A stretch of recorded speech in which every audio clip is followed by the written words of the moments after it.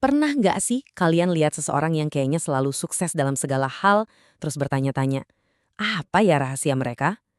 Ternyata ini bukan cuma soal kerja keras loh. Ada satu cara berpikir yang fundamental banget yang membedakan mereka dari yang lain. Nah, hari ini kita bakal bongkar pola pikir itu berdasarkan ide-ide keren dari Brian Tracy. Nah, ini dia nih pertanyaan intinya.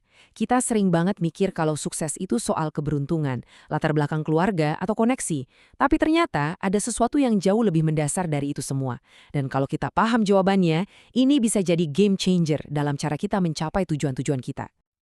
Gampang banget kan kita kejebak mikir kayak gini. Seolah-olah sukses itu kayak menang lotre. Cuma buat orang-orang tertentu aja. Tapi kalau kita terus-terusan mikir gitu, itu sama aja kayak kita nyerahin kendali hidup kita. Menurut Tracy, kekuatan untuk sukses itu bukan datang dari luar, tapi dari dalam diri kita sendiri. Nah, ini dia intinya yang dirangkum dengan sangat pas oleh William James. Pikiran kita itu ibaratnya arsitek dari realitas kita sendiri. Apa yang paling sering kita pikirkan, itulah yang akan membentuk jadi apa diri kita dan apa yang bisa kita capai. Ini konsep yang kuat banget, jadi yuk kita bedah lebih dalam lagi biar jadi strategi yang praktis. Oke, konsep kuncinya di sini adalah perspektif waktu. Gampangnya gini deh, orang sukses itu selalu mempertimbangkan keputusan hari ini berdasarkan tujuan mereka 5 atau 10 tahun ke depan. Jadi pertanyaannya, seberapa jauh sih Anda mikirin masa depan waktu mau ambil keputusan sekarang? Nah, itulah yang menentukan segalanya. Oke, kita mulai dari pilar yang pertama ya. Untuk bisa berpikir seperti orang sukses, kita harus punya pandangan jangka panjang. Kita harus jadi arsiteknya, bukan cuma penonton dalam hidup kita sendiri. Nah, di sini nih, bedanya kelihatan jelas banget. Coba bayangin, di satu sisi ada dorongan buat dapat kepuasan instan, beli barang yang nggak perlu atau nunda-nunda kerjaan. Itu namanya perspektif pendek. Di sisi lain, ada kemauan untuk menunda kesenangan, misalnya menabung atau belajar lembur, demi hasil yang jauh lebih besar di masa depan. Kuncinya cuma satu, pengorbanan. Tapi ya, punya pandangan jangka panjang itu percuma aja kalau kita nggak punya target yang jelas mau kemana. Kutipan ini pas banget buat menggambarkannya.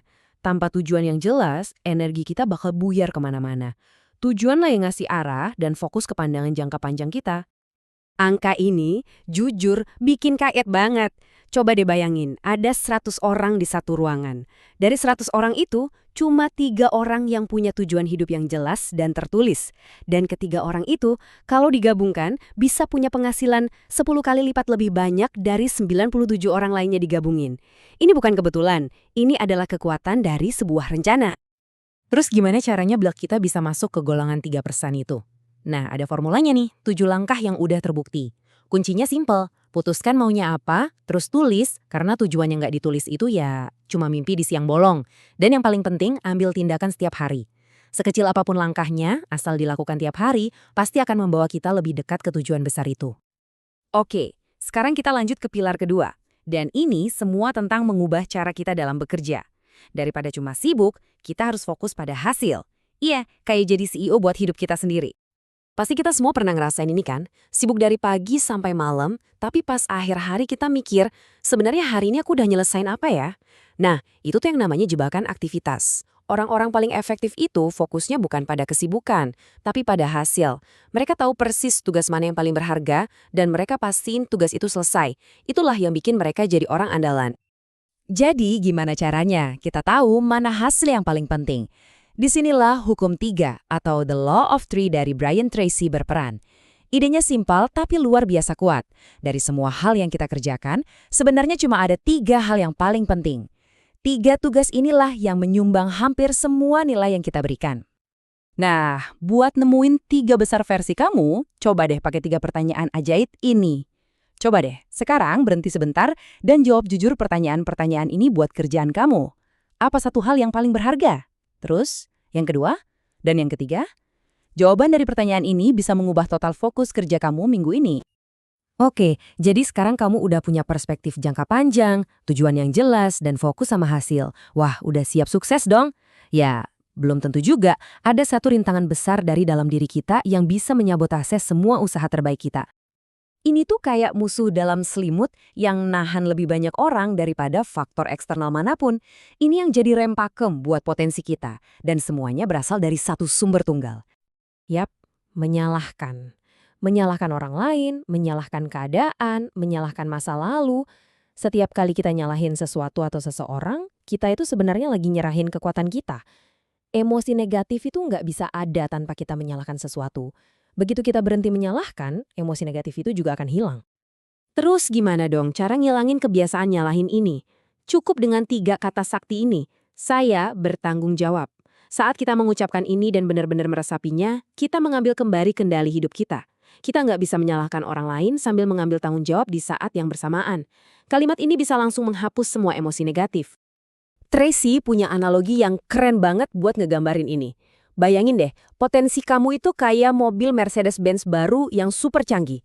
Tapi saat kita nggak bisa memaafkan atau terus-terusan menyalahkan seseorang dari masa lalu, itu sama aja kayak kita mengunci rem mobil itu. Terus apa yang terjadi? Mesinnya meraung, bensinnya habis, tapi mobilnya cuma muter-muter di tempat yang sama. Kita kerja keras, banting tulang, tapi rasanya kok nggak maju-maju? Kita tetap terjebak cuma karena rem itu terkunci. Nah, ini pertanyaan yang dalam banget buat kita renungin. Siapa atau apa yang sampai sekarang masih kamu salahkan? Siapa yang perlu kamu maafin?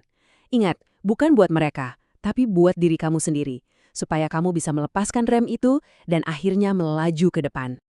Oke, kita udah bahas banyak banget ya. Sekarang, ayo kita rangkum semuanya jadi kerangka yang simple dan bisa langsung dipraktikkan. Supaya kamu bisa mulai menerapkan cara berpikir orang-orang paling sukses mulai hari ini juga. Jadi intinya ada 3 nih. Pertama, jadilah arsitek hidupmu dengan berpikir jangka panjang dan punya tujuan yang jelas. Kedua, berpikirlah seperti CEO dengan fokus penuh pada 3 tugas terpenting yang memberikan hasil nyata. Dan yang ketiga, yang paling penting, lepaskan rem emosionalmu dengan mengambil tanggung jawab 100% dan memaafkan masa lalu. Sebagai penutup, saya mau kasih 1 pertanyaan terakhir buat kalian renungkan. Coba bayangin sejenak, nggak ada batasan sama sekali. Bayangin kalau kesuksesan itu dijamin. 1 tujuan besar apa yang bakal kamu kejar? Jawaban dari pertanyaan itu bisa jadi itulah hal yang harus kamu mulai kerjakan hari ini.